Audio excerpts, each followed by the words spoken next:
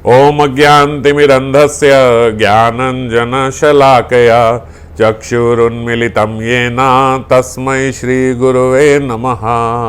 हरे कृष्णा कृष्णा कृष्णा हरे हरे, हरे राम राम राम हरे हरे। तो आप सब को बहुत बहुत बधाई। आज नियम सेवा का पहला दिन है, एकादशी तिथि है। कई लोगों का ऐसा प्रश्न था कि कार्तिक तो पूर्णिमा से शुरू होना है, जो कि इस बारी 20 तारीख को है, और हम लोग बोल रहे हैं कि अभी शुरू हो रहा है, तो क्या सही है, क्या पूर्णिमा से शुरू होगा या यहाँ होगा। तो जो कार्तिक मास है वो पूर्णिमा से शुरू होगा और पूर्णिमा में ही शेष होता है, आगे पूर्णिमा में ही ख़त्म होगा। लेकिन जो नियम सेवा है वैष्णवों की, वो एकादशी की प्रधानता के कारण नियम सेवा एकादशी से शुरू हो जाती है, और इसके बाद जो देव उत्थान एकादशी आती है, हम सब जानते हैं, वो देव उत्थान एकादशी में एक मास के बाद जो देव उत्थान एकादशी आएगी, उसमें हमारा नियम सेवा जो है वो पूर्ण होता है। पर प्रेमवश जो वैष्णवगण है, वो कई वैष्णवगण आगे जो अगले 5 दिन है पूर्णमासी तक, वो भी महत्वपूर्ण दिन होते हैं, तो इसीलिए वो उन 5 दिन भी वो नियम अपना कंटिन्यू रखते हैं। पर अगर कोई नहीं भी रख पा रहा है या कोई एक आध नियम नहीं रह रहा है, तो भी नियम सेवा एकादशी से लेके एकादशी तक है। तो जो हमारे कार्तिक के नियम हैं जो हमने लिए हैं, वो वैष्णवों के एकादशी से यानी आज से ही प्रारंभ हो जाएंगे। सुबह सूर्य उदय से पहले उठना, सूर्य उदय के पहले स्नान करना, तुलसी जी को जल देना, नमस्कार मंत्र करना और दीप दान करना, संध्या काल के समय जो अष्टकम है जो हम सब लोग पढ़ते हैं, वो अष्टकम का पाठ करना, नियमित रूप से अपनी माला जो है थोड़ी बढ़ा के, हम जितनी भी कर रहे हैं उसकी गणना जो भी हम करते हैं थोड़ा सा हम बढ़ा के करें। और जो ये राधा रस सुधा निधि का हम लोगों ने एक सब मिल के नियम लिया है, वो राधा रस सुधा निधि का रोज कम से कम 1 श्लोक रोज नियमित रूप से हम अध्ययन करेंगे, और कथा भी रोज होगी तो श्रवण भी कर सकते हैं, रोज उसी श्लोक का श्रवण भी हो जाएगा। तो पिछली बारी हम लोगों ने पूरे कार्तिक मास राधा रस सुधा निधि पे कथा करी थी, और 25 श्लोक जो है वो राधा रस सुधा निधि के हमने पूर्ण किए थे। मैं थोड़ा सा पीछे आपको बता दूं, वहीं आज 26वें श्लोक से कंटिन्यू कर रहे हैं। लीला चल रही थी जिसमें किशोरी जी को मंजरी जो है वो यमुना पुलिन पे स्नान कराने के लिए, यमुना जल से स्नान कराने के लिए लेके आई है, और एक मंजरी ने अपनी वैदग्धी से, अपनी निपुणता से श्री कृष्ण के पास संदेशा भिजवा दिया कि किशोरी जी को स्नान के लिए लेके आ रहे हैं, और वही कृष्ण उनके दर्शन करने के लिए वहीं पे कदम्ब वृक्ष पे ऊपर चढ़ के बैठे हैं। आप सबको याद होगा कि ये हमने लीला श्रवण करी थी, किस प्रकार श्याम सुंदर जो है वे किशोरी जी के वदन का आनंद ले रहे हैं, उनके मुखारबिंद का आनंद ले रहे हैं। जो मंजरी है वो पीछे से किशोरी जी की सेवा कर रही है। किशोरी जी, अभी मंजरी को भी नहीं पता है कि श्याम सुंदर ऊपर बैठे कदम के वृक्ष पे देख रहे हैं। सेवा करते करते मंजरी को दिख जाता है कि श्याम सुंदर ऊपर बैठे हैं, वो निहार रहे हैं किशोरी जी के रूप को, और किशोरी जी को भी फिर जब पता लग जाता है तो श्रीपाद यहाँ पे मंजरी स्वरूप में, जब उनको पता लग जाता है कि श्याम सुंदर मुझे देख रहे हैं, तो वो आनंद उल्लास जो किशोरी जी के मुख पर है और एक संकोच जो किशोरी जी के मुख पर है, तो ये बहुत सारे भाव जो इकट्ठे उनके मुख पर है। क्रोध भी है, एक प्रेम में ही एक क्रोध है मंजरी से कि तूने मुझे बताया क्यों नहीं कि श्याम सुंदर ऐसे ऊपर बैठे देख रहे हैं। अब क्योंकि श्याम सुंदर आ गए हैं तो उनके प्रति जो उनका प्रेम है, वो सुख जो है, श्याम सुंदर को किशोरी जी देख रही हैं, जो उनका आनंद वर्धन हो रहा है, ये बड़े सारे भाव एक साथ उनके अंदर उच्छलित हुए। तो वही 25वें श्लोक में उनके वही श्रीमुख को देखने की आशा प्रार्थना मंजरी कर रही है। सत प्रेम राशि सरसो विकसित सरोजम स्वानंद सीधु रस सिंधु विवर्धन इंदुम तच्छी मुखम कुटिल कुंतल भृंग जुष्टम श्री राधिके तव कदानु विलोकयिष्ये। ये हमने श्लोक पिछली बारी पढ़ा था कि किशोरी जी के वो उस चंद्रमुख के दर्शन करना चाहती है चंद्रमुख इसलिए बोल रहे हैं क्योंकि यही चंद्रमा जो है वो श्याम सुंदर के समुद्र रूपी हृदय में हिलोले देता है। जैसे चंद्रमा से समुद्र में जोर जोर से उछाल आता है, ऐसे ही श्याम सुंदर के हृदय में किशोरी जी के मुख को देख के उछाल आता है। और भृंग जुष्टुम मतलब जो किशोरी जी का जो कमल मुख है, अगर उनका मुख कमल है तो उनके जो उनके केश हैं, जो लटकन है, वो भृंग रूपी मानो उस कमल पे आके बैठे हैं। इस प्रकार से उनके श्री राधा के श्रीमुख के दर्शन की अभिलाषा वो कर रही हैं। अब हालांकि श्रीपाद तो लीला में ही है, हम यहाँ बार बार देखते हैं कि उनके लीला में विश्राम आता है, तो उस लीला के विश्राम से उनके भीतर से, उनके अंतस से एक प्रार्थना निकलती है। और वो प्रार्थना उनकी तो उसी समय, क्योंकि प्रेम का ऐसा आधिक्य, प्रेम का ऐसा भाव उमड़ रहा है उनके हृदय में कि उसी समय जो प्रार्थना वो करते हैं वही लीला उनके हृदय में प्रकाशित हो जाती है। और कई बारी तो आचार्यगण का कहना है, ऐसा मालूम होता है कि जो ये प्रार्थना करते हैं, मानो प्रार्थना तो शायद साधक रूप में किस प्रकार प्रार्थना की जाती है ये बताने के लिए वो मैं करके ये प्रार्थना कर रहे हैं कि हमारे भीतर कि मैं वो कब देख पाऊंगी, मैं आपका चेहरा कब देख पाऊंगी, जबकि देख तो रही हैं, वो तो किशोरी जी के साथ ही है वहाँ पे। तो एक भाव ये भी है कि लीला के समाप्ति हो गई, इसीलिए फिर वो विपुल प्रार्थना उनके हृदय से निकली। और एक भाव ये भी है कि वो तो देख रही हैं, पर हमारे साधकों के लिए किस प्रकार हमारी प्रार्थना होनी चाहिए। जैसे हम देखते हैं जो करुणामय संत जन हैं, हमारे गुरुदेव हैं, जो साधु संत समाज है, वो सब ये नहीं कहते कि आप इस संसार में पड़े हुए हो, इस संसार कूप में हो, आप कैसे निकल पाओगे, आपके निकलने का ये रहा है। वो यही कह के हमेशा एड्रेस करते हैं कि हम इस संसार कूप में पड़े हुए हैं, मैं जैसे ये निकल रहा हूँ, मैं कैसे निकल पाऊँगा। उनके हृदय के भीतर एक दैन्यता भी है कि वो अपने आप को समझते हैं कि हम संसार कूप में हैं, और उसी दैन्यता के कारण जो वो ये समझते हैं कि मैं ये नहीं हूँ, वो हमारे प्रति वो करुणा भी है कि वो ऐसा मानते हैं कि भाई मैं भी वहीं हूँ, मैं भी आपके जैसा ही एक हूँ, मैं भी यहीं पढ़ा हूँ। पर क्या हम असल में माने कि वो ऐसे पढ़े? ऐसे नहीं है। ये उनके हृदय की दैन्यता और करुणा है कि वो इस प्रकार से अपने आप को जानते हैं।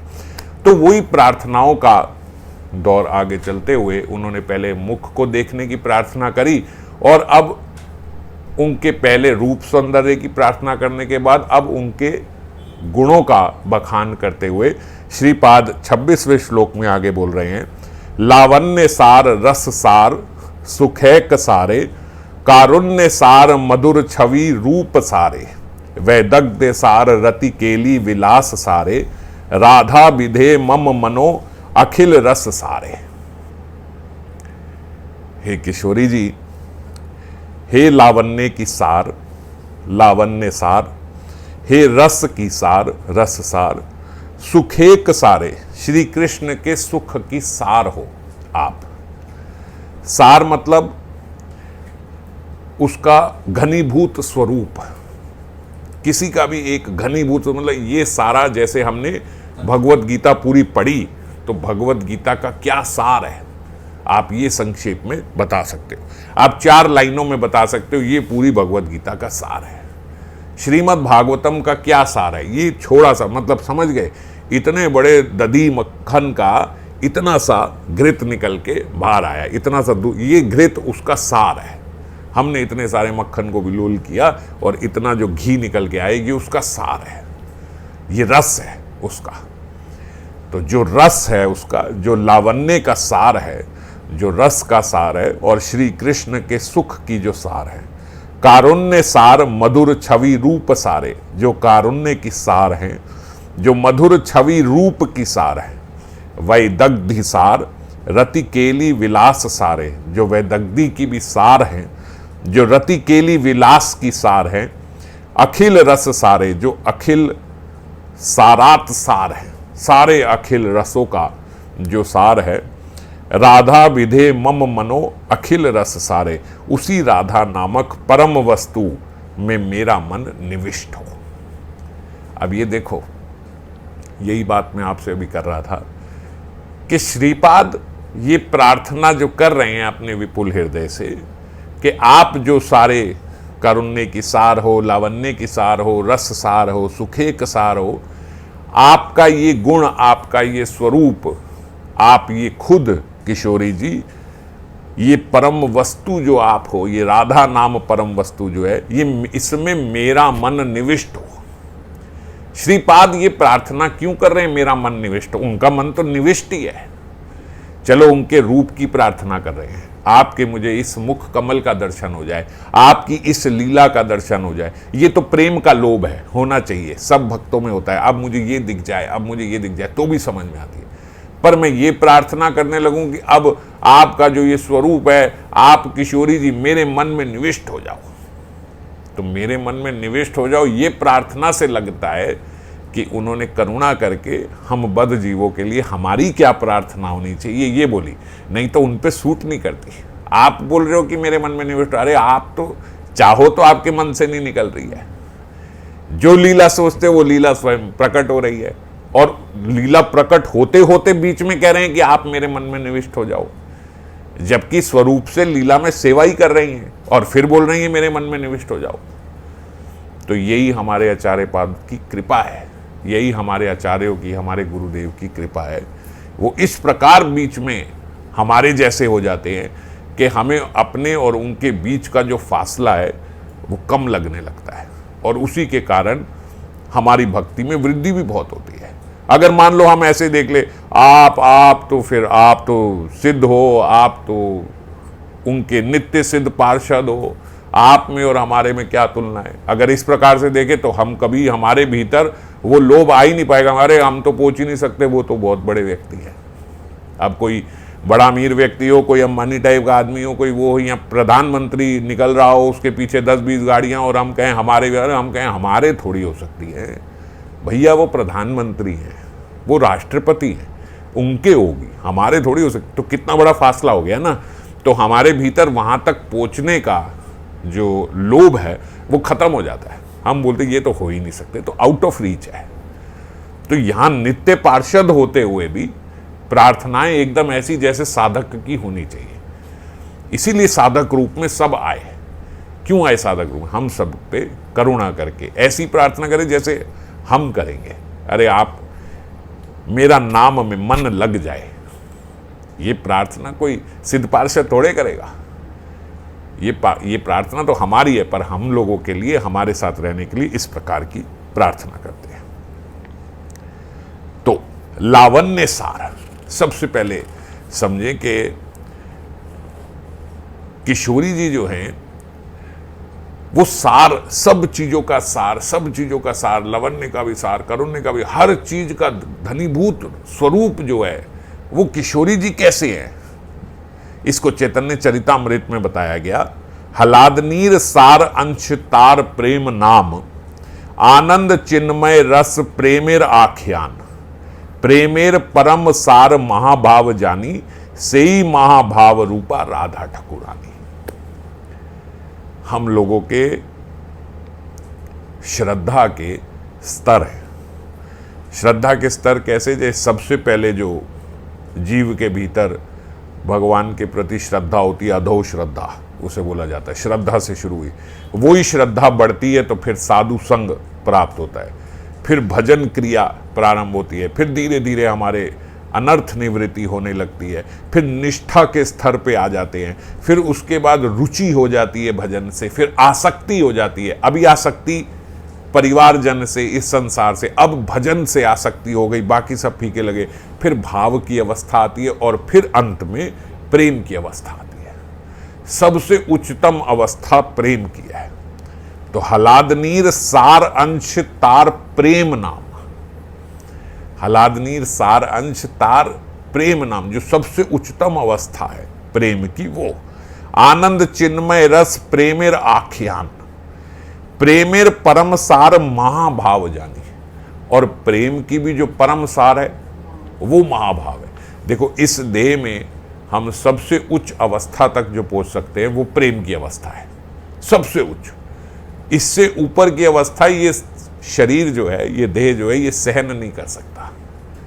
प्रेम की अवस्था उनकी होती है जो शांति रस और दास्य रस में होते हैं ऊपर अपने स्वरूप में, हम यहां पे सबसे उच्चतम अवस्था में, प्रेम के बाद फिर स्नेह, स्नेह के ऊपर फिर मान, फिर प्रणय, फिर राग, फिर अनुराग, फिर भाव, फिर महाभाव। इतने ऊंचे ऊंचे ऊंचे ऊंचे ये, मगर ये जो अवस्थाएं हैं, ये प्रेम के ऊपर स्नेह, मान, प्रणय, राग, अनुराग, ये फिर इस देह से नहीं, जब हमारी जो ट्रेनिंग होगी वो उस देह में जाके और प्राप्त होंगे। तो जो शांत रस के हैं, जो दास्य रस के हैं, वो प्रेम की अवस्था तक ही रुक जाते हैं, फिर स्नेह, फिर मान, मान की अवस्था तक साख्य रस वाले पहुंचते हैं, फिर प्रणय, राग, अनुराग, अनुराग वात्सल्य रस के जितने सिद्ध हैं, साधक नहीं, जो सिद्ध है, साधक तो प्रेम तक ही रहते हैं। तो जो माधुर्य रस की साधना कर रहे हैं वो फिर अनुराग के बाद भाव और महाभाव, फिर महाभाव में भी चार रूप से, रूढ़, अनुरूढ़, अभी ये बाद में हम करेंगे, रूढ़ भाव, अनिरूढ़ भाव, मोदनाख्य महाभाव और मादनाख्य महाभाव। तो महाभाव में भी स्वयं कृष्ण के अंदर मोदनाख्य महाभाव होता है, स्वयं कृष्ण के अंदर, स्वयं कृष्ण भगवान के अंदर भी मोदनाख्य भाव है। मोदनाख्य महाभाव से ऊपर मादनाख्य महाभाव है, वो केवल किशोरी जी में है, वो कृष्ण में भी नहीं है। अब आप समझ गए। तो इसीलिए प्रेमेर परम सार महाभाव जानी, सेई महाभाव रूपा राधा ठकुरानी। तो सेई महाभाव रूपा राधा ठकुरानी, क्यों? क्योंकि महाभाव में, महाभाव की अवस्था में, प्रेम की अवस्था में किशोरी जी श्याम सुंदर से भी ऊपर है। श्याम सुंदर भी मोदन आखे महाभाव, मादन आखे महाभाव तक वो भी नहीं पहुंच पाए, वो किशोरी जी के पास है। तो अब हम सार शब्द से अलग अलग उनके गुणों की व्याख्या कर रहे हैं, जो जो उनके भीतर चिंतन हुआ। जैसे सबसे पहले उनके भीतर चिंतन हुआ लावण्य सार। तो यहां पे बाबा बताते लावण्य क्या है, पहले ये देखें। मुक्ता में से एक तरल कांति निकलती है, उसी प्रकार किसी के जो मोती है या जो मणि है उसके अंदर से जो एक निकल रही है, प्रकाश निकल रहा है, जो कांति निकल रही है, उसी प्रकार जब अंग प्रत्यंग से कांति धारा निकलती है उसको लावण्य बोलते हैं। मणि के भीतर से जो एक निकल रही है, ऐसे ही जब किसी के अंग प्रत्यंग से ऐसे निकलने लगे, मणियों के प्रकार कांति निकलने लगे, उसको बोला जाता है लावण्य। अब यहां बात केवल लावण्य तक की नहीं हो रही। हम ये नहीं कह रहे किशोरी जी लावण्य, किशोरी जी के अंग प्रत्यंग से लावण्य निकल रहा है, बात केवल लावण्य सार है। तो इस बात को समझना होगा कि लावण्य सार कैसे। अब श्रीमद् भागवतम में हम देखें तो कृष्ण मथुरा में जब नगर भ्रमण के लिए निकले, जब वो मथुरा गए और नगर भ्रमण कर रहे हैं, तो वहाँ की जो नागरियाँ थी, मथुरा की जो नागरियाँ थी, वो बोलते उन्होंने जब कृष्ण को देखा तो कृष्ण को देख के उन्होंने वहाँ पे बोला कि इनका जो ये स्वरूप है, आज तक हमने ऐसा स्वरूप कहीं देखा ही नहीं। मथुरा की नागरियाँ ये बात बोल रही हैं, श्रीमद् भागवतम में आता है। लावण्य सार रसमोद अनन्य सिद्धम, लावण्य सार असमूर्धम अनन्य सिद्धम। हम श्री कृष्ण के लिए ये बात बोलते हैं ना कि असमूर्धव है, कि इनसे ऊंचा और इनके जैसा कोई है ही नहीं। तो वो क्या कह रही हैं, लावण्य सार असमूर्धम, की ऐसा लावण्य सार, केवल लावण्य नहीं, ये तो लावण्य का सार है। और इसी के साथ क्या बोल दिया, असमूर्धम, ऐसा कोई हो ही नहीं सकता, हमने कहीं देखा नहीं। और अनन्य सिद्ध, अनन्य सिद्ध का मतलब ऐसा नहीं है कि ये लावण्य हमने भगवान के किसी और स्वरूप में देखा हो। अभी तो वो मथुरा की नागरियां इन्हें जानती नहीं है कि ये भगवान है, तो भी वो बोल रही हैं कि इनके भीतर से जो लावण्य निकल रहा है ऐसा प्रकाश, ऐसा स्वरूप। जब कृष्ण ऐसे नगर में भ्रमण कर रही हैं तो मथुरा की नागरियां तो ऐसे होचक्की हो गई हैं, क्या निकल रहा है, इतना प्रकाश इनके भीतर से। तो लावण्य, केवल लावण्य कहना उनको कम लगा, केवल लावण्य सार कहना उन्हें कम लगा। लावण्य सार असमूर्धम अनन्य सिद्धम, ना ऐसा कहीं कभी देखा है, ना ऐसा कहीं हो सकता है, ना कहीं ऐसा है कि किसी और के अंदर से इनके भीतर आया हो, ना इन्हीं का है। इससे ऊपर की बात नहीं हो सकती। अब बात कट रही है। यहां पे तो श्रीपाद बोल रहे हैं कि किशोरी जी लावण्य सार है, वहां पे जो मथुरा की नागरियां वो बोल रही हैं कि श्याम सुंदर अनन्य सार है। तो बोलते जो इस पहेली का जो उत्तर है ये हमें भगवान के गौर स्वरूप में मिलता है। श्रीमन महाप्रभु की लीला में इसका उत्तर मिलता है। वो जजमेंट करने के लिए आए, भैया क्या सही है, कौन ऊपर है। वो कह रहे हैं कि कृष्ण लावण्य सार है, ये कह रहे हैं कि किशोरी जी लावण्य सार है। तो गौर अवतार में जब श्रीमन महाप्रभु आए तो श्याम सुंदर ने किशोरी जी का भाव अंगीकार किया। अब श्याम सुंदर का अपना स्वरूप है, अपना लावण्य है, और उन्होंने किशोरी जी का रूप अंगीकार नहीं किया, उन्होंने किशोरी जी का भाव अंगीकार किया। और केवल भाव अंगीकार करने से, क्योंकि ये बात आपने पिछले बार भी सुनी होगी कि भावों की कांति है। हम बोलते हैं ना इस व्यक्ति के अंदर से बड़ा ग्लो आ रहा है, ये संत महात्मा इनको देखते ही बात बनती है, ऐसा कितना चेहरा चमक रहा है। क्यों? उनके भजन का ग्लो है। वो फेयर एंड लवली वाला अलग दिखता है जो ग्लो होता है, जो मेकअप वाला होता है वो ग्लो अलग होता है। वो फेयर एंड लवली वाले के साथ रह लो, जब वो सुबह उठेंगे तो घबरा जाओगे कि क्या हो गया ये। तो जो संतों के भीतर से निकल रहा है वो उनकी भक्ति का प्रकाश है। तो ऐसे ही गौर रूप में श्याम सुंदर ने किशोरी जी का रूप अंगीकार नहीं किया, केवल उनका भाव अंगीकार किया। और उनके भाव अंगीकार करने से जो श्याम सुंदर का श्याम वर्ण था, जो श्याम वर्ण का लावण्य निकल रहा था वो छोड़ो, जो पूरा श्याम वर्ण था वही आच्छादित हो गया। अब जब एक व्यक्ति कहे कि भैया ये वाला सबसे ऊंचा रंग है, दूसरा कहे ये वाला सबसे ऊंचा रंग है, और जब दोनों को मिलाएं तो देखे भैया ये तो बिल्कुल गायब हो गया और वही चमक रहा है खाली। ऐसा भी नहीं है कि गौर रूप और श्याम रूप मिलके कोई ब्राउन कलर का रंग निकला हो, कोई महाप्रभु के स्वरूप में, महाप्रभु की कांति में गौर वर्ण थोड़ा काला पड़ा हो, थोड़ा डार्क हो गया हो गौर वर्ण, ना, वही किशोरी जी वाला कांति स्वरूप और चमक के निखर के निकला। अब बात माननी पड़ेगी कि श्रीपाद सही बोल रहे हैं, लावण्य सार तो किशोरी जी है। किशोरी जी के लावण्य की जीत हो गई। अभी तो उनके भाव को अंगीकार किया, तो केवल उनका भाव को अंगीकार करने से पता नहीं लगा श्याम सुंदर का स्वरूप कहां चला गया, वो काला वर्ण कहां चला गया, वो नील वर्ण कहां चले गए, पता नहीं लगा, पूरे गौर वर्ण के हो गए। तो इसीलिए किशोरी जी जो है वो लावण्य सार है। और वो नागरियां गलत नहीं है, उन्होंने किशोरी जी के दर्शन नहीं करे थे भाई। मथुरा की नागरियों को क्या पता कि किशोरी जी का क्या स्वरूप है, वो तो वृंदावन में ही है। तो इसीलिए लावण्य सार किशोरी जी। एक बार एक लीला में भी आता है कि मध्याह्न में श्री कृष्ण राधा कुंड के तट पर पहुंचे। अब वहां किशोरी जी अभी नहीं है, और अचानक से राधा कुंड के जब दर्शन कर रहे हैं तो राधा कुंड के दर्शन करते करते देखते हैं कि एक स्वर्ण सा आलोक, एक स्वर्ण रूप एकदम राधा कुंड की जितनी भी जो आसपास की उनकी जो कुंड तट की जो सीढ़ियां हैं जो हम देखते हैं, वो सारी की सारी तट की सीढ़ियां जो हैं वो पूर्ण रूप से प्रकाशित हो गई, ऐसे जैसे सोने में बहुत जोर की रोशनी डाली हो किसी ने और खरा सोना एकदम प्रकाशित हो जाता है। ऐसे कुंड तीर की ऐसी सीढ़ियां प्रकाशित हो गई। हैरान हो गए श्याम सुंदर भी, ऐसे कैसे। श्याम सुंदर नीलमणि है, श्याम सुंदर के भीतर से प्रकाश निकलेगा तो नीलमणि हो जाएंगी। और वो वहां खड़े हुए हैं राधा कुंड में और सब के सब ऐसे चमत्कृत हो गए कि इतना सोने जैसा प्रकाश कैसे निकलने लगा।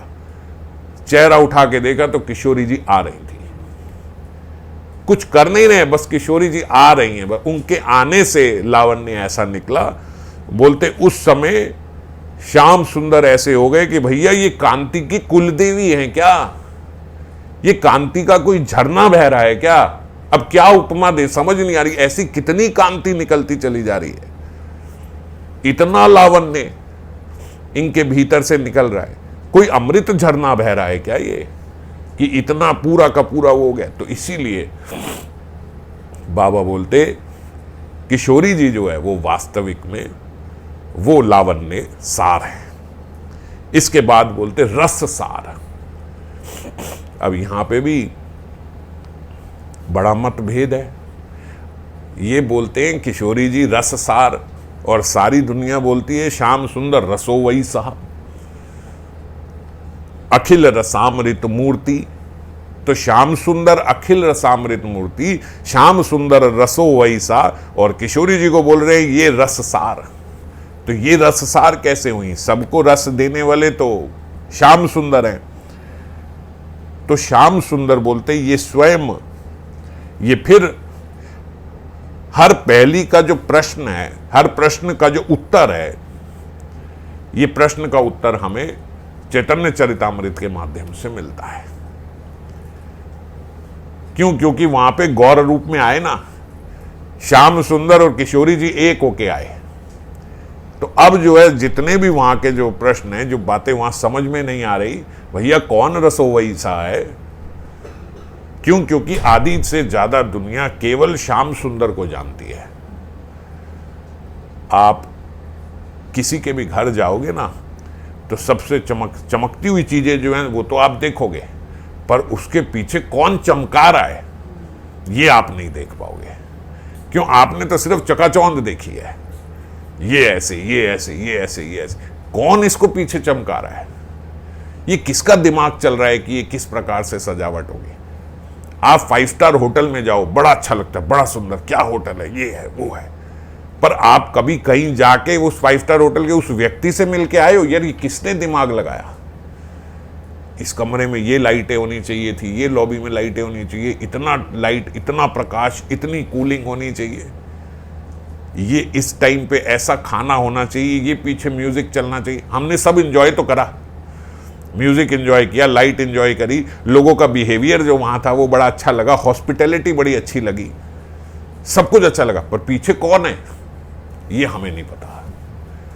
तो हम क्या, होटल बहुत बढ़िया है, कमरा बहुत बढ़िया, खाना बहुत बढ़िया, ये बात अभी अधूरी है। पीछे कौन है जो ये सब कुछ दे रहा है? तो ऐसे ही कृष्ण रसो वही सा, सब देने वाले कौन? सबको कृष्ण देते हैं, दाता है, शिरोमणि है, यही सबको दे रहे हैं। पीछे कौन है? जब वो बात जानेंगे तो किशोरी जी आगे आएंगे। तो कृष्णेर विचारा एक आछय अंतरे, पूर्णानंद रस स्वरूप सबे कहे मोरे। ये कृष्ण बोल रहे हैं, कृष्ण विचार कर रहे हैं। एक आछय अंतरे, मेरे अंदर एक आशा है, एक इच्छा, एक सवाल है, एक क्वेश्चन है मेरे अंदर। पूर्ण आनंद रस स्वरूप सबे कहे मोरे। भाई सब लोग ये बोलते हैं कि मैं पूर्ण आनंद हूं। ये कृष्ण सोच रहे हैं कि सब लोग ये बोलते हैं कि यार मैं पूर्ण आनंद हूं।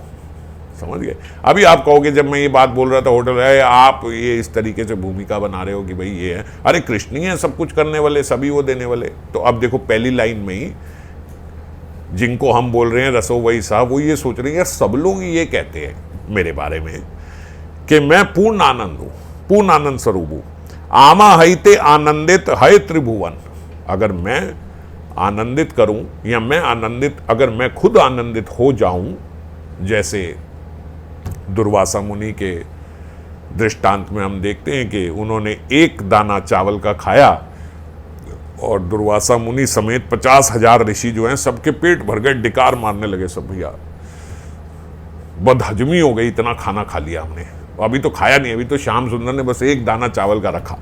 तो आमा हाइते आनंदित हाय त्रिभुवन। अगर मैं आनंदित हो जाऊं तो पूरा त्रिभुवन। आमार आनंदित दिवे ऐछे कौन जन। मेरा आनंदित करने से तो पूरा त्रिभुवन आनंद हो जाएगा, पर हमारे आनंद दिवे ऐछे कौन जन। मुझे कौन आनंद देगा? देखो एक करोड़पति व्यक्ति हो, अरबपति व्यक्ति हो, उसको आनंद देने के लिए खरबपति होना पड़ेगा।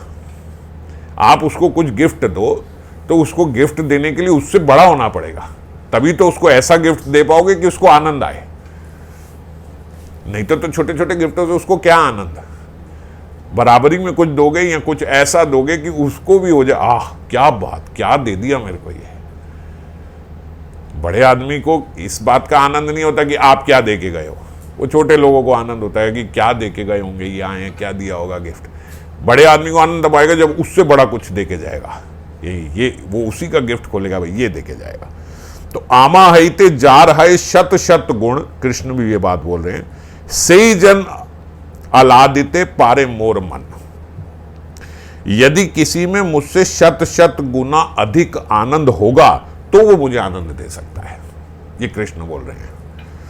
आमा हईते जार है शत शत गुण, मेरे से शत शत गुणा अगर किसी के भीतर आनंद होगा, से ही जन अलादिते पारे मोर जन, मोर मन। आमा हईते गुणी बड़ जगते असंभव, ये बात समझो। आमा हईते गुणी बड़ जगते असंभव, इस जगत में और किसी के लिए ये संभव नहीं है मुझे देना। एकली राधा ते ताहा करी अनुभव, एकली राधा ते ताहा करी अनुभव, एक केवल राधा रानी से ही मैं वो आनंद अनुभव कर पाता हूं। अब बात क्लियर हुई ना जो मैं बोल रहा था। अब वो बड़ा आदमी जो है वो खुद ये बात बोल रहा है, भैया लोग बोल रहे हैं कि मैं सबको आनंदित कर देता हूं, मैं आनंदित होता हूं तो सारे आनंदित हो जाते हैं, पर मुझे कौन करता है, ये तो सुनो मेरी बात, मुझे कौन आनंदित करता है। तो वो स्वयं ये बात बोल रहे हैं, एकली राधा ते ता करी अनुभव, केवल एक राधा ही मेरे को आनंदित कर पाती है।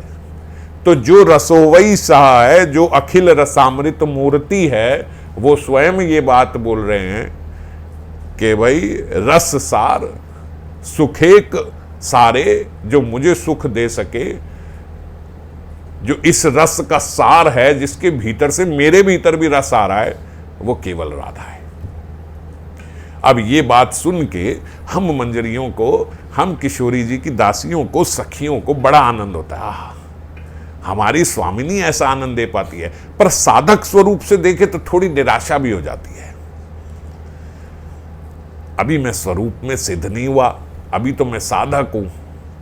अब साधक स्वरूप में देखें तो बड़ी एक निराशा भी होती। किस बात से निराशा होती है? वो बोले आमा हाइते गुड़ी बड़ जगते असंभव, भैया और इस जगत में कोई मुझे आनंद नहीं दे सकता। तो अब हम क्या करें?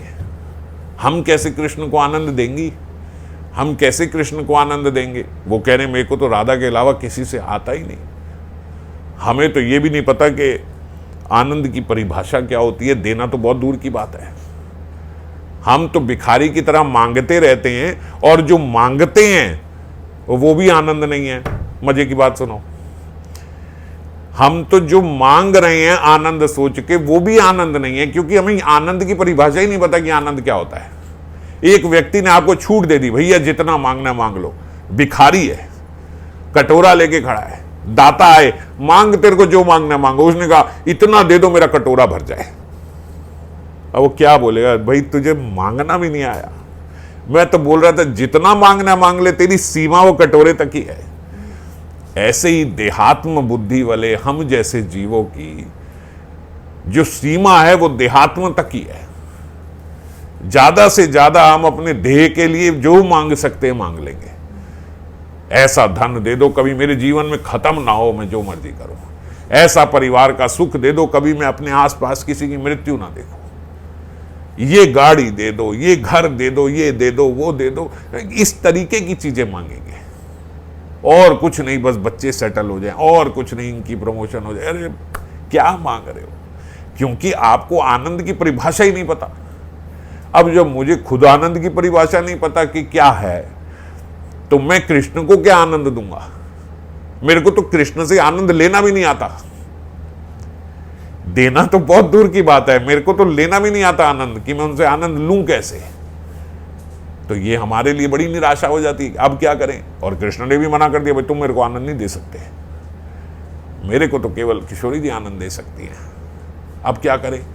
अब कैसे उनको आनंदित नहीं करेंगे तो मेरा भजन कैसे किसी दिन सिद्ध होगा? मेरी अवस्था कैसे बढ़ेगी? मैं कैसे प्रेम के स्तर तक पहुंचूंगा जब मैं उनको आनंद ही नहीं दे पा रहा।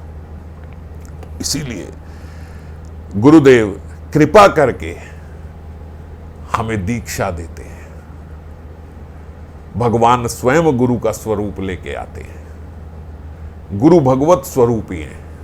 वो हमें जब दीक्षा देते हैं तो हमारे कानों के द्वार से नाम के वाहन में किशोरी जी की वृत्ति डाल के कानों से हमारे हृदय तक पहुंचा देते हैं। वो नाम जो उन्होंने मेरे कानों में दिया वो वाहन था हलादनी शक्ति की वृत्ति का, और वो प्रवेश किया कान के द्वार से और हृदय तक पहुंचा। और वही हलादनी शक्ति की वृत्ति अब जो मेरे भीतर आ गई, तो जो श्याम सुंदर बोल रहे हैं एकली राधा ते ता करी अनुभव, वही राधा रानी की वृत्ति अब मेरे भीतर भी है। अब मेरे अंदर भी वो क्षमता आ गई है, क्योंकि मैं भी अब उस पावर हाउस से जुड़ गया जो उनको आनंद देती हैं। अब मैं भी जुड़ गया। अब जब मैं जुड़ गई तो अब मेरी छोटी छोटी छोटी छोटी प्रेम की क्रियाएं भी उनको आनंद देने लगी। अब चाहे जीव श्रद्धा के स्तर पे हो, साधु संग भजन क्रिया अनर्थ निवृत्ति बढ़ता तो रहेगा, पर चाहे श्रद्धा के स्तर पे शुरू हुआ हो, पर श्रद्धा के स्तर का जीव भी यदि गुरुदेव के प्रति निष्ठा रखता है, यदि उनके प्रति जो उनका प्रदत्त हरिनाम जो है उसके प्रति निष्ठा रखता है, तो निश्चित रूप से वो कृष्ण को आनंद देने के लायक बन गया। वो ऐसा हो गया कि अब वो श्याम सुंदर को आनंद दे सकता है। तो इसीलिए रस सार किशोरी जी, श्याम सुंदर हैं रसो वैसा, पर रस सार किशोरी जी है। कोटि काम जिनी रूप यद्यपि आमार, ये श्याम सुंदर बोल रहे हैं, कोटि कोटि काम रूपों के जितना मेरा अपना स्वरूप है। जो कामदेव हैं, कई कोटि कामदेव जो हैं, उनके जैसा मेरा अपना स्वरूप है। असमूर्ध माधुर्य साम्य नहीं जा रहा, ऐसा असमूर्ध जो लोग बोल देते हैं या माधुर्य, ऐसा कहीं और नहीं मिलेगा। पर मोर रूपे आप्यायित है त्रिभुवन, मेरे रूप पे सारा त्रिभुवन निहाल है, ऐसा रूप नहीं देखा। राधार दर्शने मोर जुड़ाए नयन, पर मेरे नयन जो हैं वो तो किशोरी जी के रूप को देख के जम गए, मानो जड़ जाते हैं वहां पे उनके स्वरूप को देख के। तो मानना पड़ेगा ना किशोरी जी रससार है।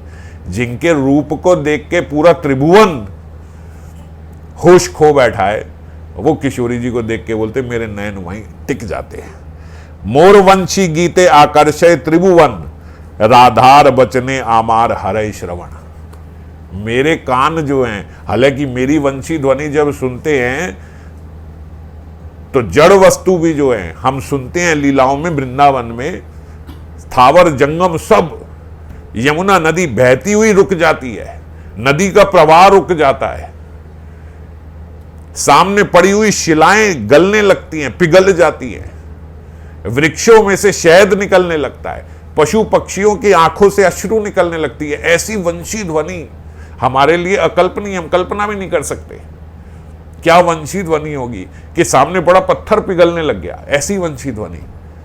वो श्याम सुंदर कह रहे हैं राधार वचने अमार हरय श्रवण। ये सब वंशी ध्वनि सुनने से भी मेरे कानों को कोई आह्लादित नहीं होते। वो किससे होते? जब किशोरी जी के वचन सुन लेते हैं, किशोरी जी के मुख से वचन सुन लेते हैं, तो मेरे कान जो हैं वो तब रस पाते हैं। यद्यपि अमार गंधे जगत सुगंध, यद्यपि मेरी गंध जो है वो पूरे जगत को सुगंधित कर दे। मोर चित ध्राण हरे राधार अंग गंध, पर मेरे चित्त को तो किशोरी जी की जो अंग गंध है वो भाती है। मेरे अपने में से श्याम सुंदर बोल रहे ऐसी गंध निकल रही है कि पूरा त्रिभुवन सुगंधित हो गया, पर मुझे मजा नहीं आया। मैं तो किशोरी जी की अंग गंध लेके आनंद पाता हूं। यद्यपि अमार रसे जगत सुरस, राधार अधर रसे आमार करे वश। मेरे रस से, मेरे प्रसाद से, जो हम प्रसाद श्याम सुंदर को, ठाकुर जी को अगर भोग लगा के पाए, बोले पूरा त्रिभुवन मोक्ष पाले, प्रेम पाले। दुनिया भर की कृपा पाले, पर मैं तो किशोरी जी का जो अधर रस पाके उनके वश में हो जाता हूं। समझ रहे हो? इसीलिए मैंने अभी पीछे आप लोगों को जो भोग लगाने की पद्धति में बताया था कि हम जब भोग लगाएंगे तो हम डायरेक्ट श्याम सुंदर को नहीं खिलाएंगे, हम तो बीच में रख देंगे। किशोरी जी श्याम सुंदर को खिलाएंगे। उनके हाथों से जब वो प्रसाद पाएंगे तो आनंद अलग सीमा पे होगा उनका। अब ये लीला की बात है कि कभी श्याम सुंदर उनके अधरों को छुआ के पहले खाए कि किशोरी जी श्याम सुंदर का प्रसाद पाएं, वो लीला वैचित्री है। तो इसीलिए जब भोग लगाएं तो ऐसे माने कि हमने बीच में रखा, श्याम सुंदर किशोरी जी आमने सामने बैठे और एक दूसरे को प्रसाद पवा रहे हैं। यद्यपि आमार स्पर्श कोटिंदु शीतल, राधा अंग स्पर्शे आमे करे सुशीतल। मेरे स्पर्श से सारी जगत को आनंद आ रहा होगा, पर मैं तो सुशीतल तभी एहसास कर पाता हूं जब किशोरी जी को स्पर्श कर लेता हूं, या जब किशोरी जी का मुझे स्पर्श पता होता है। एई मत जगतेर सुखे आमी हेतु, राधिकार रूप गुण आमार जीवा तू। इसीलिए श्रीपाद बोल रहे हैं किशोरी जी जो हैं वो रससार हैं। आप समझ गए? रस सिंधु तो श्याम सुंदर हैं, पर रस सिंधु का भी जो रससार है वो किशोरी जी है। और कवि कर्णपुर जी ने बोला कि भाई देखो, चमत्कारित्व जो है ये रस का सार है। ये एक अलग परिभाषा है कर्णपुर जी ने। चलो ठीक है, ये तो श्याम सुंदर गौर रूप में खुद बोल रहे हैं कि भाई मेरे को ये है, पर अगर आप थोड़े लॉजिक से भी देखो तो बोलते लॉजिक क्या है, तो चमत्कारित्व ही रस का सार है। हम रस का सार उसको मानेंगे जो थोड़ा चमत्कार कर पाए। चमत्कारित्व मतलब मुझे सरप्राइज कर पाए, अच्छा तो मानो हाँ ये रस का सार है। आप बहुत सुंदर हो, मान लिया आप बहुत सुंदर हो, आप आए, हाँ एक्सपेक्टेड ही था यार सुंदर ही होगा। आपने कहा जी फलानी फलानी मिस इंडिया बन गई, ये मिस वर्ल्ड बन गई, ये मिस यूनिवर्स बन गई, आपने सामने आके दिखाई, हाँ ठीक है सुंदर है। भाई ठीक है भाई, मिस यूनिवर्स है, सुंदर ही होगी। अब क्या करें?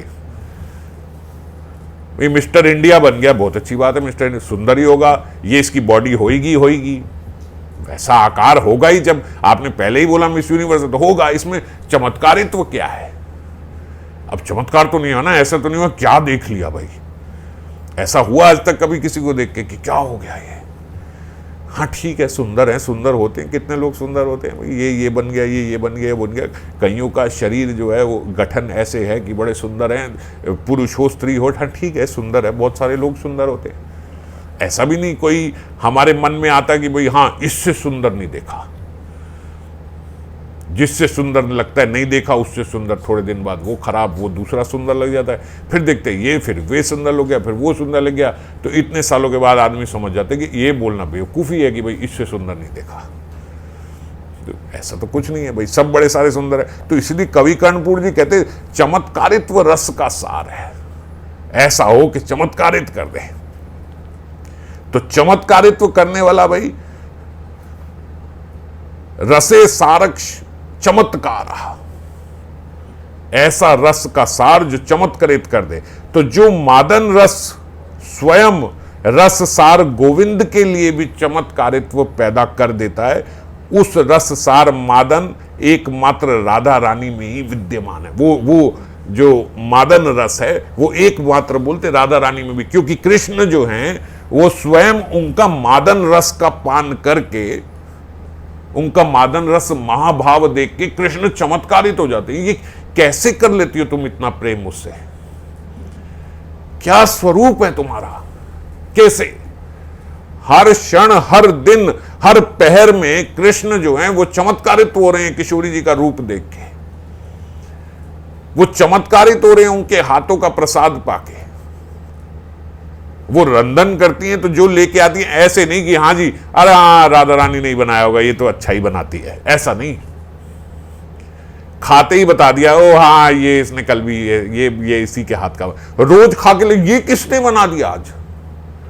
ये कौन आ गया जो किशोरी जी से भी ऊपर बनाने वाला है? और किशोरी जी हैं। अच्छा, आज देखा, अब देखो ना, कृष्ण क्यों देख के कहेंगे कि ये कौन आ गया, कोई लावण्य का झरना बह रहा है क्या?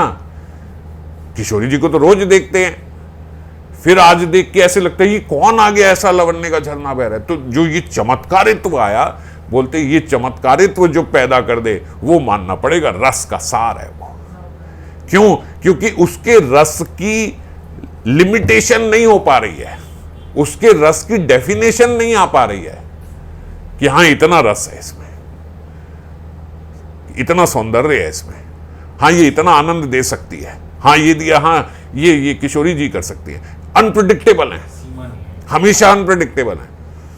आज करो तो ऐसे नहीं बोल सकते हाँ हाँ ये तो राधा रानी यही कर सकती, अरे इतना कर सकती है, ये भी उन्होंने कर दिया। हर रोज ऐसे लगता है कि ये कौन आ गया, ओह ये किशोरी जी। वो अपने रिकॉर्ड रोज ब्रेक कर रही हैं। वो बोलते हैं उनकी फाइट किसी और से नहीं, अपने आप से, वो अपने रोज अपना ही रिकॉर्ड ब्रेक कर रही हैं। वो ऐसा चमत्कारित्व। तो ये चमत्कारित्व जब हम श्याम सुंदर में देखते हैं तो कहना होगा कि रस सार किशोरी जी। आगे बोलते कारुण्य सार, ऐसी करुणा किशोरी जी के भीतर। तो बाबा यहां बोलते पहले तो ये जानो करुणा क्या होती है, करुणा क्या है, फिर देखेंगे करुणा सार क्या है। हम बोलते फला फला जीव में बड़ी करुणा है, भाई ये बड़े करुणाशील हैं, ये करुणा है, ये बड़े दयालु हैं, ये है, हम ऐसा बोलते नहीं, ये बड़े दयालु भाव के हैं, ये ऐसे हैं। तो बाबा बोलते देखो करुणा की परिभाषा पहले समझो, बड़े सारे लोग पहले ही हट जाएंगे इसमें। स्वार्थ संबंध रहित भाव से जो पर दुख दुखी होता है, ना अपना कोई स्वार्थ है, ना अपना उससे कोई संबंध है, पर तब भी उसका दुख हमारे को स्पर्श कर जाए, इसको बोलते हैं, इसको करुणा बोला जाता है। सिंपल करुणा इसको बोला जाता है। बिना हमारा कोई किसी से कोई, इससे मेरा कोई स्वार्थ सिद्धि नहीं होती, मेरा कोई इससे फायदा नहीं है, मेरा इससे कोई संबंध नहीं है। हमें पता लगा भाई फलाना हुआ, इतना कोरोना हुआ, इतने 10,000 लोग रोज के मर गए, ठीक है भाई मर ही रहे हैं। लोग तो गणना में आ जाते हैं भाई, यहाँ कल 40 मरे थे, आज 30 मरे, चलो जी बड़ा अच्छा हो रहा है, सब कुछ ठीक हो रहा है। अरे जो 30,000 मर गए, उन 30,000 का आपको दुख स्पर्श करता है? 30,000 परिवारों का सदस्य मर गया, आपको कोई दुख स्पर्श करा? नहीं। आप दिवाली मना रहे हो क्यों, 40 के 30 हो गए। आज हम बड़े खुश हैं भैया, दिल्ली में कुछ नहीं, बस 20-25 केस आ रहे हैं खाली, पूरे इंडिया में 5-6 हजार केस आ रहे हैं, हम खुश हैं। छोड़ो अब कोरोना बस खत्म, बस 5-6 हजार, बस रोज के 25 मरे। अरे वो 25 परिवार के जो लोग मरे उसका दुख स्पर्श कर रहा है? नहीं कर रहा। हमें क्यों? ना हमारा संबंध है, ना हमारा कोई उससे स्वार्थ है, तो हमें वो टच ही नहीं करता।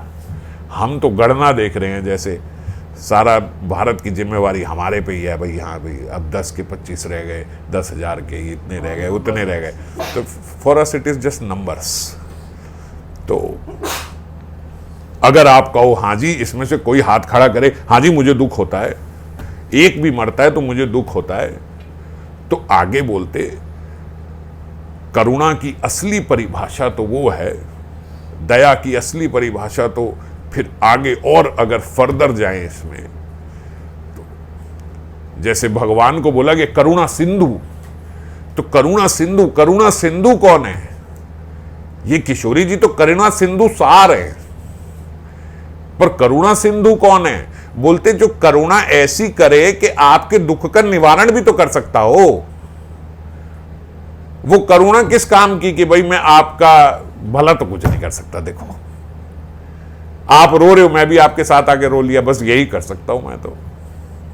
आप दुखी हो, चलो मैं भी बैठ जाता हूं, मैं भी दुखी हूं, यही कर सकता हूं। तो करुणा तो है, आपके भीतर करुणा तो है, पर उस करुणा का क्या, वो करुणा आपके भी दुख का हेतु ही बन रही है। तो इसीलिए यहां बोलते जनरली करुणा अभी जीव के दुख का हेतु ही बनती है, क्योंकि जीव खुद फंसा हुआ है यहां पे काल चक्र में और अपने शरीर में। उसने अपने आप को ये दे माना है, तो वो भी दुखी हो रहा है बस। अब मेरे भीतर अगर करुणा उदय हो जाए कि भाई 25 लोग भी मर रहे हैं, ये भी क्यों मर रहे हैं, तो क्या होगा ऐसे व्यक्ति को? ईमानदारी से सोचो, ऐसा व्यक्ति थोड़ा डिप्रेशन में ही चला जाएगा। क्यों? क्योंकि वो सबके लिए दुखी है रोज, उसके जीवन में सुख कब आएगा? अब रोज कोई ना कोई लोग मर रहा है, वो उसके लिए दुखी हो रहा है, अब वो कब सुखी होगा? हर रोज कोई टाइफाइड से मर रहा है, कोई डेंगू से मर रहा है, कोई मलेरिया से मर रहा है, और वो सबके लिए दुखी हो रहा है। तो बोलते ऐसी करुणा भी दुख का हेतु ही बनेगी। क्यों? क्योंकि आप उसके दुख का निवारण तो नहीं कर सकते ना। तो असली करुणा क्या हुई? असली करुणा वो हुई कि आप उसके दुख का कुछ निवारण कर सको, उसका दुख आपको स्पर्श करे और आप उसका इलाज कर सको। ये असली करुणा हुई कि मैंने उस करुणा से आपके दुख का निवारण कर दिया। समझ गए? ये वाक्य में करुणा हुई। तो बोलते जीव गोस्वामी ने प्रीति संदर्भ में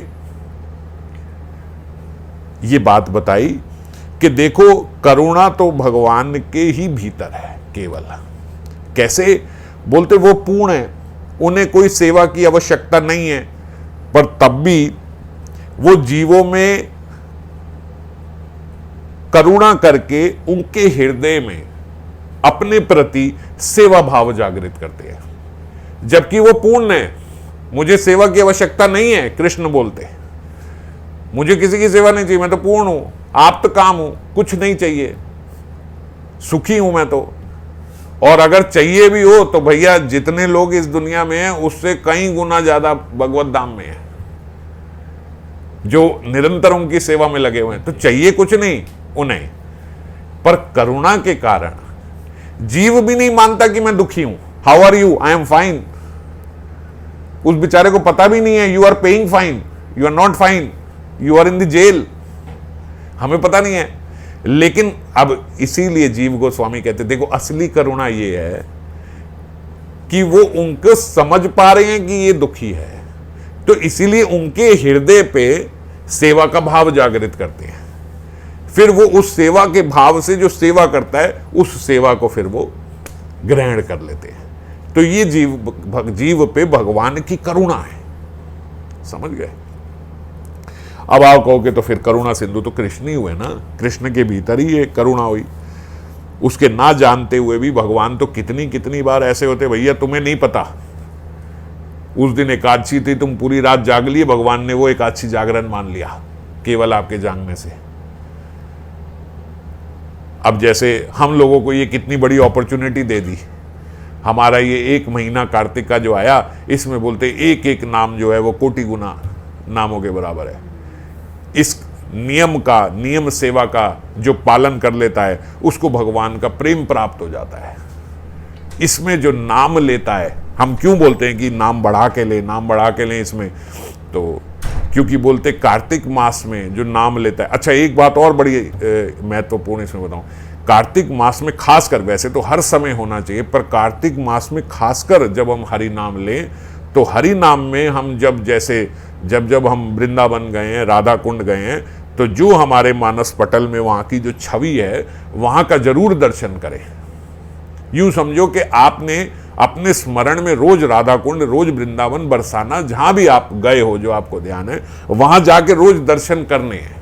जैसे अपने लोग राधा कुंड की परिक्रमा और राधा कुंड का स्नान रोज स्मरण में करते हैं, तो करना है, अप्रूव्ड है शास्त्रों से, गुरु से, साधु से, साक्षात बाबा से पूछी गई बात है। बाबा ने स्वयं अपने मुख से यह बात बोली हुई है कि अगर इस प्रकार का स्मरण करोगे तो रोज आपका धामवास माना जाएगा।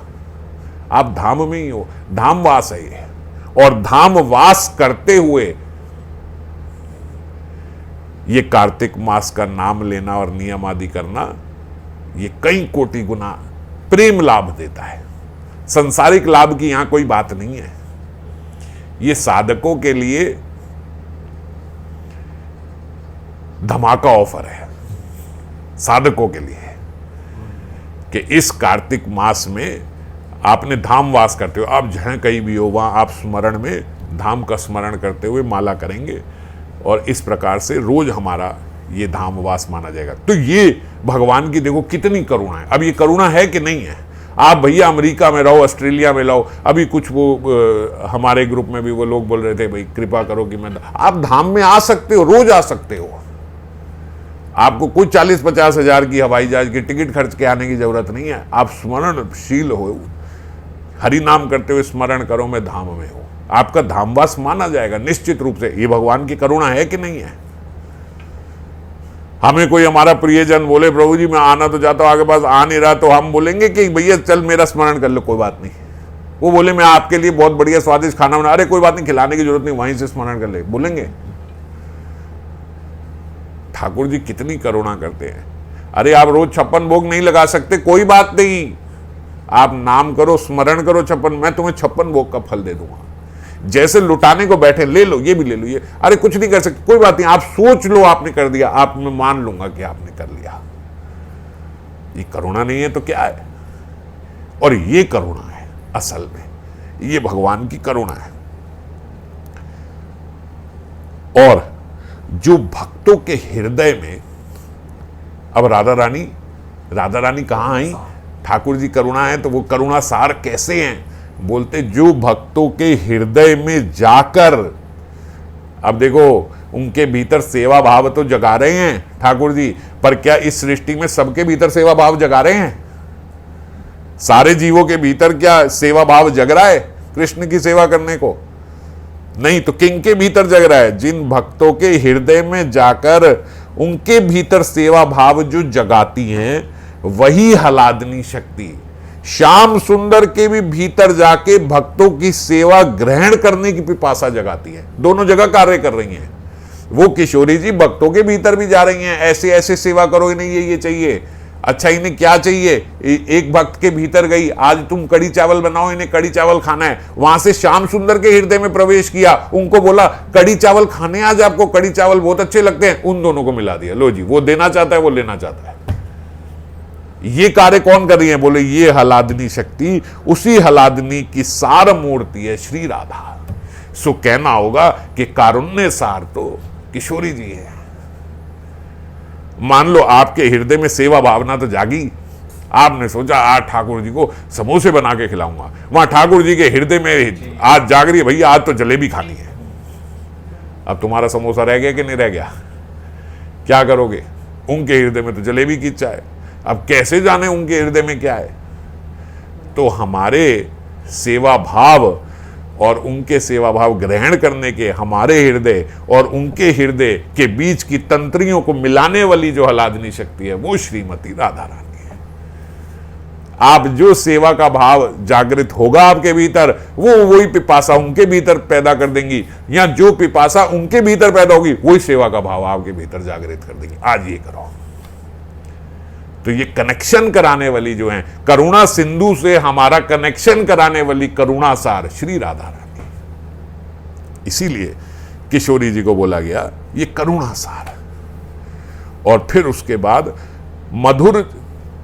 मधुर छवि रूप सारे, इनकी जो छवि है, इनका जो रूप है, अब श्याम सुंदर के रूप का बखान तो दुनिया कर रही है, ऐसा रूप नहीं देखा। और श्याम सुंदर क्या बोलते हैं? बोलते कृष्ण, अब मैं बड़ा समय हो गया, थोड़ा जल्दी करो। अब श्याम सुंदर के रूप का तो भाई सब फैन है। राम जी और कृष्ण जी का अगर हम देखते तो बोलते कृष्ण के रूप को देख के तो गोपियां भागी हुई आई थी, फिर भी स्त्रियां थी, हम कह सकते हैं भैया पुरुष को देख के भागी, ऐसा पुरुष उन्होंने देखा नहीं। राम जी जब गए तो बोलते वहां के जितने संत महात्मा जो सब समाधि लगाए बैठे थे, वो सब के सब दंडाकारण्य के ऋषिगण जो है वो भी उनके रूप को देख के मुग्ध हो गए। तो उनको फिर राम जी ने मनी मन उनके भीतर उनको कहा अभी नहीं, आप ऐसे ही साधना करो, आप गोपी रूप में कृष्ण रूप में आना। और वो दंडाकारण्य के ऋषि फिर गोपी बने। तो रूप इनका तो रूप चर्चे हैं रूप के, सबरी बावरी हो रही हैं, चाहे मथुरा में जा रहे हैं, चाहे कहीं जा रहे हैं, चाहे कुबड़ी हो, चाहे कोई हो, चाहे ब्रजंगनाएं हो, सारी की और एक ब्रजंगना थोड़ी, करोड़ों ब्रजंगनाएं सब अपने, चाहे पति हो चाहे नहीं हो, चाहे छोटी हो चाहे बड़ी हो, चाहे बूढ़ी हो चाहे सास हो, सास बहू को बचाने में लगी है, बहू सास को बचाने में लगी है, सबका आकर्षण एक ही जगह भाग रहा है। सबरी नदियों का बोलते समूह का समूह प्रवाह चल रहा है एक ही समुद्र के अंदर जाने को। ऐसे श्याम सुंदर का स्वरूप। और ऐसे श्याम सुंदर, ऐसे कृष्ण क्या बोलते किशोरी जी, आपका रूप जब देखता हूं तो मेरे मन को शीतलता प्राप्त होती है। और रूप क्या है? सबसे पहले बाबा तो बड़े निपुणता से बाबा पहले डेफिनेशन देते, पहले रूप क्या है? अच्छा ये बताओ, रूप छवि तो है, पर रूप किसको कहते हैं? तो बोलते किसी भूषण आदि से भूषित हुए बिना अंग यदि भूषित की तरह शोभा पाए उसको रूप बोलते हैं। ये यहां वाला रूप नहीं है कि भैया वो देखा तो इतनी सुंदर और उसी को आपने घर जाके देख लिया तो डर गए, भाई ये कौन आ गई, वो पता लगा ये वही थी जिसको तुम पार्टी में कल सुंदर देख रहे थे। ये रूप नहीं है। रूप कैसा है? बोले रूप ऐसा कि जो उसने भूषण पहने उससे उसका रूप बल्कि कम हो रहा है। जो भूषण आदि से भूषित हुए बिना जिसका अंग जो है वो भूषित की तरह शोभा पा रहा है, कुछ नहीं पहना तो ऐसे लग रहा है इतनी सुंदर, कोई भूषण आदि नहीं पहने, कोई मेकअप आदि नहीं किया तो लग रहा है इतनी सुंदर, और मेकअप आदि कर दिया तो ऐसे लगा जैसे ढक दिया उसकी सुंदरता को। बाबा बोलते ये रूप है, पहले तो ये समझो। अब ये तो श्याम सुंदर का भी रूप है, उनके लिए भी ये बात बोली जाती है। अब श्याम सुंदर क्या बोलते हैं यहां पे? श्याम सुंदर बोलते किशोरी जी, जो आप ये ललाट पे कस्तूरी बिंदी लगाती हो और उसके आसपास जो ये गोलाकार ऐसे बनाती हो, तिलक रूप में जो कस्तूरी लगी और उस पे गोलाकारी, यहाँ पे भी जैसे कस्तूरी लगी, गोलाकार बनाया, तो बोले ये आपके मुख में ये जो कस्तूरी लग के फिर उसके आसपास ये जो गोलाकार बनाती हो ना, ऐसा मालूम होता है जैसे जब पंडित जन जो होते हैं, जब वो देखा आपने, जब एग्जाम पेपर चेक कर रहे होते हैं तो जहाँ कोई खराबी होती है वहाँ वो सर्कल लगा देते हैं, ये मिस्टेक है, वहाँ वो ऐसे गोला लगा देते हैं कि भाई ये गलती है। तो बोलते जब आप कस्तूरी लगा के गोला लगाते हो ना तो ऐसा लगता है कि कस्तूरी लगा के किसी ने वो मिस्टेक की तरह गोला लगा दी कि ये नहीं लगना चाहिए था, इसने आपके रूप को कम कर दिया। आप हंसती हो तो ऐसे लगता है कि जैसे आपके कानों के कुंडल रोक रहे हैं उस हंसी को, कोई रोक रहा है उस लावण्य को निकलने के लिए। इस प्रकार का आपका सौंदर्य है। अब जब कृष्ण इस प्रकार की किशोरी जी की व्याख्या करेंगे तो इसीलिए बोला गया कि आप मधुर रूप का सार हो। श्याम सुंदर भी सब जगह सबको आकर्षित करते डोलते फिरते हैं, मगर श्याम सुंदर को आकर्षित करने वाली श्रीमती राधा रानी, उनके आगे उनका कहीं सौंदर्य हम आपने नहीं देखा होगा किशोरी जी के सामने भैया बड़े सुंदर बन के ऐसे आके और तन के चल रहे हैं। वहां तो सबरे ऐसे बिल्कुल अपने हाथ कांप जाते हैं उनको देख के कि कैसी सौंदर्य है इनका। वो खुद चमत्कारित हुए पड़े हैं उनके स्वरूप को देख के। तो एक की चल सकती है, जो सुंदर होगा वो थोड़ा तन के चलेगा, और जो सुंदर के चमत्कारित हो रहा है, उसके चमत्कारित हो रहा है, उसका सौंदर्य देख के वो थोड़ा भैया ये अलग ही है।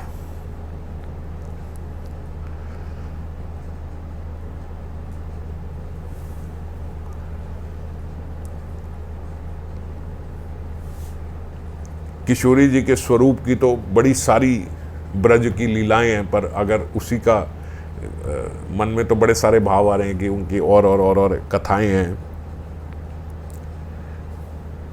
पर एक बात फिर जैसे मैं बोलता हूं कि जब एक प्रश्न आता है तो उसका उत्तर जो है वो श्रीमन महाप्रभु की लीला से मिलता है। देखो, जो प्रेम से अधिक बोलते बाबा ने बताया, प्रेम से अधिक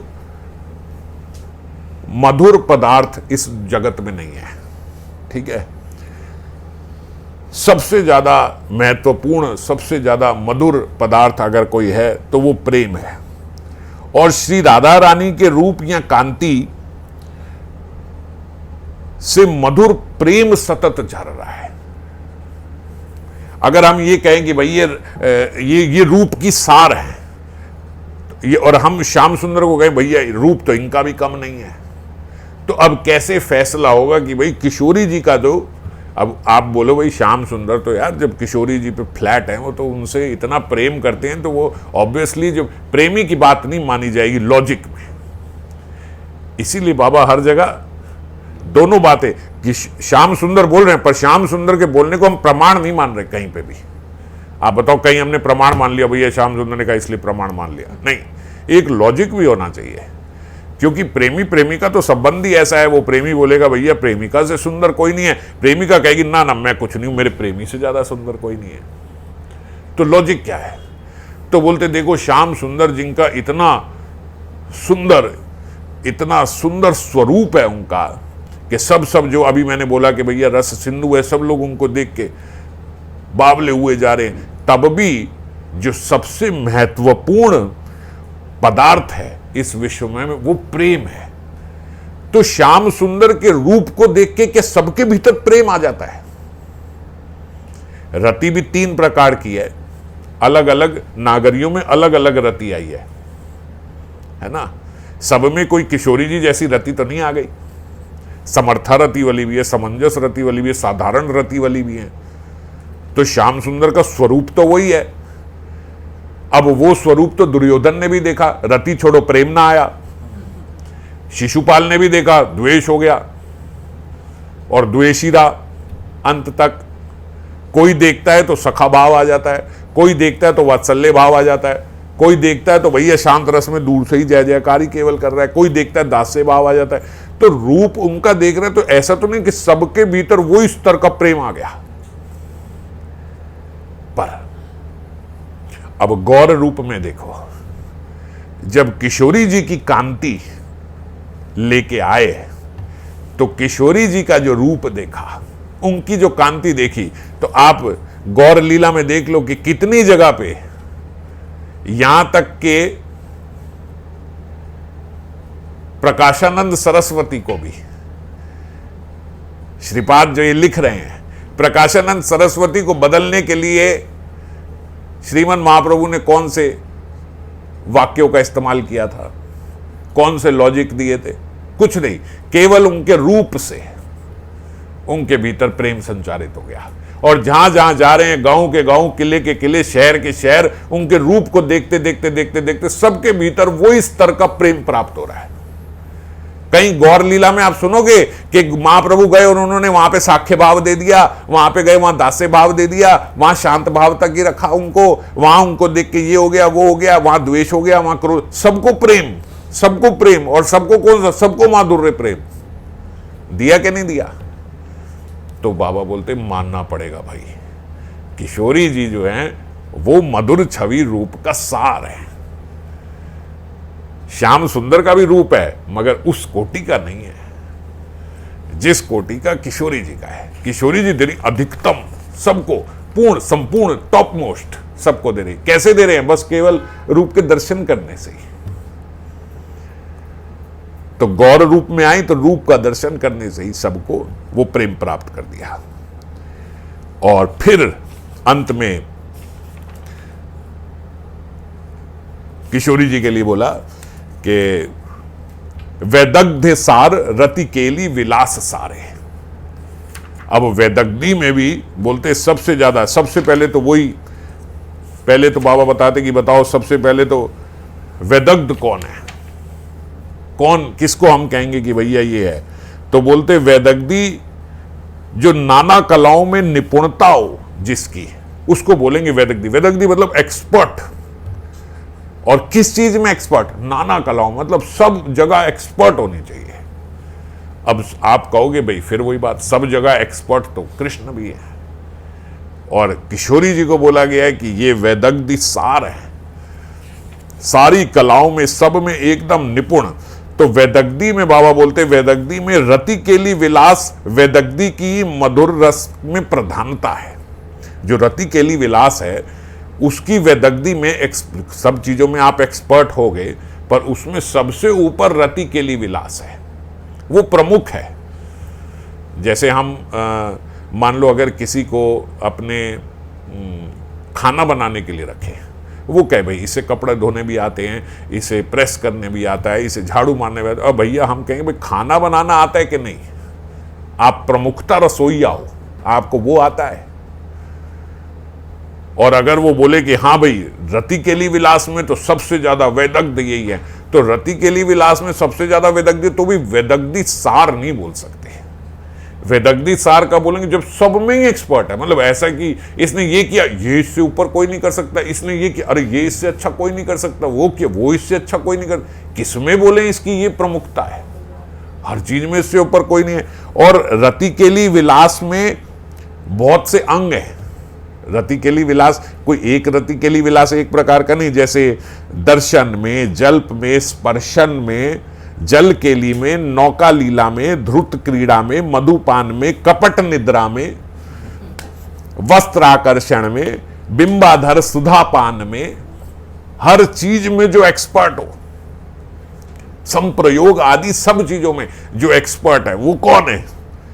तो बोलते ये किशोरी जी इन सब चीजों में। अब बड़ी बड़ी सारी लीलाएं हैं जिन सब में अगर सबका एक सार निकालें तो ये सारी जितनी रतिकेली विलास हैं इन सब में कृष्ण श्याम सुंदर किशोरी जी से चमत्कृत होते हैं। समझ गए?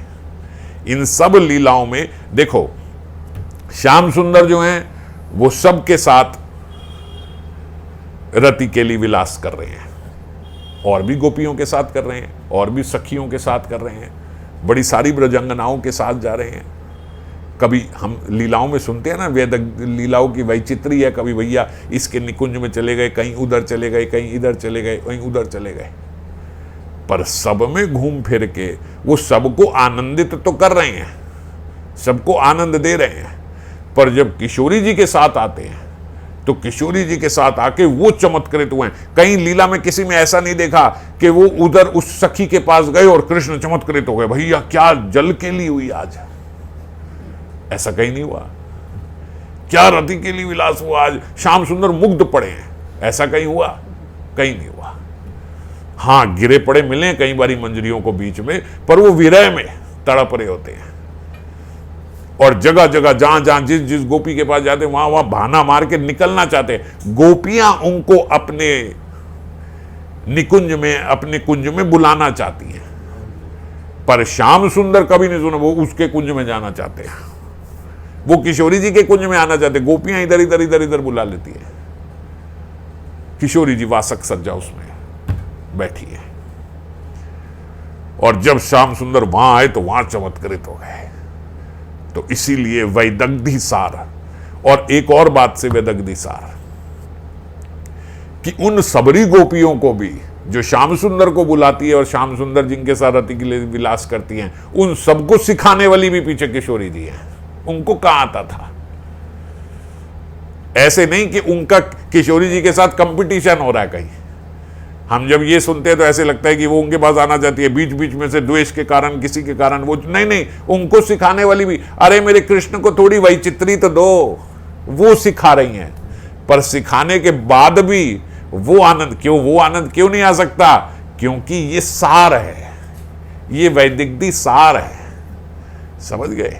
यहीं से तो सबको जा रहा है। तो इसीलिए अखिल सार सारे, भैया जितने भी सारे, सब सारों की सार यही है, अखिल सार। अब लावण्य सार हो या रूप छवि सार हो, कारुण्य सार हो, जो भी हो, सब अखिल रस सार किशोरी जी है। और ऐसी किशोरी जी राधा मिधे मन मतम अस्तु, ऐसी किशोरी जी मेरे मन में आपका वास हो, ये मेरा मन बस आप में लग जाए, ये प्रार्थना श्रीपाद कर रहे हैं। कल फिर आगे जो उनकी प्रार्थना है उसको लेके आपके समक्ष आएंगे। जय राधे।